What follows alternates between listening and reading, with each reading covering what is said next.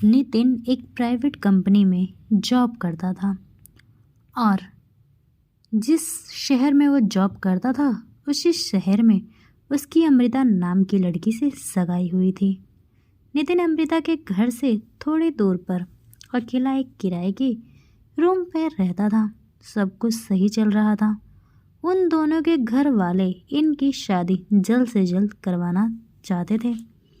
उसी दौरान पूरे विश्व को अपनी चपेट में लेने वाली कोरोना की महामारी के चलते भारत सरकार ने लॉकडाउन का ऐलान किया और लॉकडाउन के चलते ही नितिन की जो कंपनी थी वो बंद हो चुकी थी और वो अपने घर भी नहीं जा सकता क्योंकि पब्लिक ट्रांसपोर्ट सेवा बंद थी। और उसको दूसरी दिक्कत ये हुई कि जिस शहर से उसका टिफ़िन आ रहा था वहाँ से उसका टिफ़िन भी आना बंद हो गया।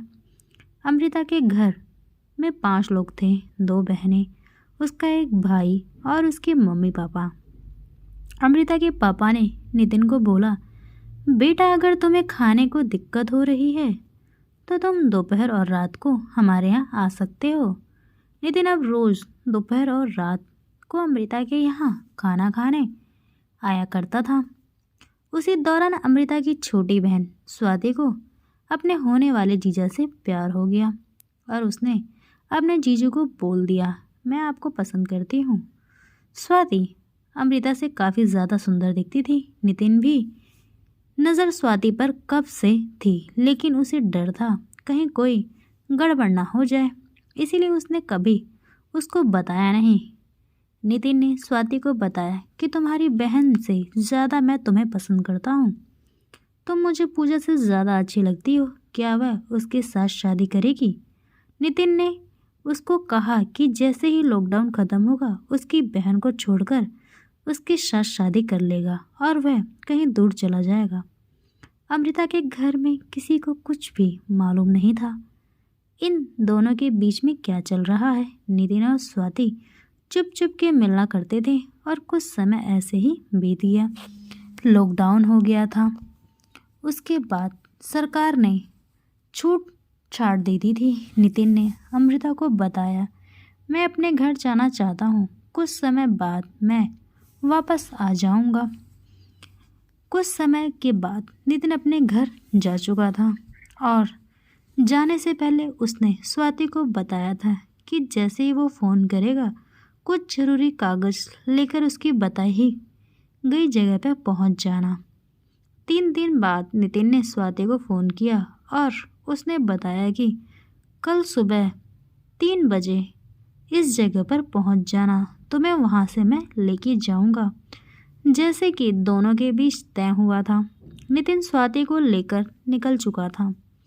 स्वाति को जरा सा भी अंदाज़ा नहीं था कि वह क्या कर रही है।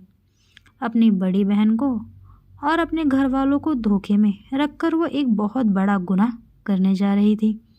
नितिन के प्यार में वो इस तरह पागल थी कि उसने किसी के भी बारे में कुछ भी नहीं सोचा और वह उसके साथ चली गई। और दोपहर को वो दोनों एक जगह पर रुके जहाँ पर नितिन ने स्वाति से शारीरिक संबंध बनाया। फिर कुछ देर बाद नितिन ने बोला कि मैं बाहर जा रहा हूँ हमारी शादी का बंदोबस्त करने के लिए, तुम यहीं पर रहो, मैं तुम्हें आके ले जाऊँगा 3 घंटे के बाद। नितिन शराब पीकर वापस आया और उसने फिर से स्वाति के साथ शारीरिक संबंध बनाया और उसके बाद उसने स्वाति को बताया कि हम दोनों शादी नहीं कर सकते क्योंकि तुम्हें उम्र अभी 16 साल है। स्वाति ने उसे कहा, तुम्हें तो पहले से ही मालूम था कि मेरी उम्र 16 साल, तो तुमने पहले क्यों नहीं बताया कि हमारी शादी नहीं हो सकती? नितिन ने उसे बताया कि मैं तुम्हें सच्चे दिल से प्यार करता हूँ और मैं नहीं चाहता था कि तुमसे पहले मैं तुम्हारी बहन अमृता के साथ सोऊं, इसीलिए मैं तुम्हें अपने साथ लाया हूँ और हमारे बीच जो कुछ भी हुआ वह किसी को भी ना पता चलना चाहिए। अभी मैं अमृता से शादी कर लूँगा और फिर 2 साल बाद मैं अमृता को छोड़ दूँगा और हम दोनों कहीं दूर चले जाएंगे। अभी मैं तुम्हें घर वापस छोड़ देता हूँ और कोई पूछे तो बता देना किसी सहेली के घर ही थी। स्वाति को समझ आ चुका था कि वो कैसे उसकी जीजा ने उसकी हवस मिटाने के लिए उसका इस्तेमाल किया है। कहकर उसने बोला ठीक है, बोला मुझे अब घर छोड़ दो। नितिन उसे वहीं छोड़ के चला गया जहाँ से सुबह ले आ गया था। घर पर सब उसे ढूंढ रहे थे। ऐसे में स्वाति अपने घर पहुंची। उसके पापा ने उससे पूछा सुबह से कहाँ थी, कहाँ गई थी, क्या कर रही थी और किसके साथ थी। हम लोग सुबह से कितने परेशान हैं, तुझे जरा सा भी अंदाजा है कि नहीं। नितिन को यकीन था कि स्वाति किसी को भी कुछ नहीं बताएगी, लेकिन वह गलत था। स्वाति ने अपने पापा को सब कुछ बता दिया, कैसे उन दोनों से प्यार हुआ था और कैसे शादी करने का प्लान बनाया और कैसे नितिन ने उसके भोलेपन का फ़ायदा उठाकर उसके साथ 2 बार शारीरिक संबंध बनाए। ये सब सुनकर उसके पिताजी गुस्से से आग बबूला हो गए और बहुत बुरी तरह से स्वाति को पीटने लगे। स्वाति की ये हरकतें देखकर उसकी बड़ी बहन अमृता को बेहोश दुखी हुआ और कहने की लगी, स्वाति मुझे तुम्हें अपनी बहन कहते हुए भी शर्म आ रही है। और उसने स्वाति को जोर से थप्पड़ लगा दी। और थोड़ी देर बाद सब पुलिस स्टेशन पहुंचे और नितिन के खिलाफ कंप्लेन लिखवाई। पुलिस ने कंप्लेन लिख दी। उसके बाद आगे नितिन को पकड़ने की कार्रवाई भी शुरू हो गई। आजकल के लोग बहुत ही ज़्यादा अजीब होते हैं, जरा सा भी नहीं सोचते और ऐसा कदम उठा लेते हैं, फिर उसका अंजाम बहुत ही बुरा होने लगता है।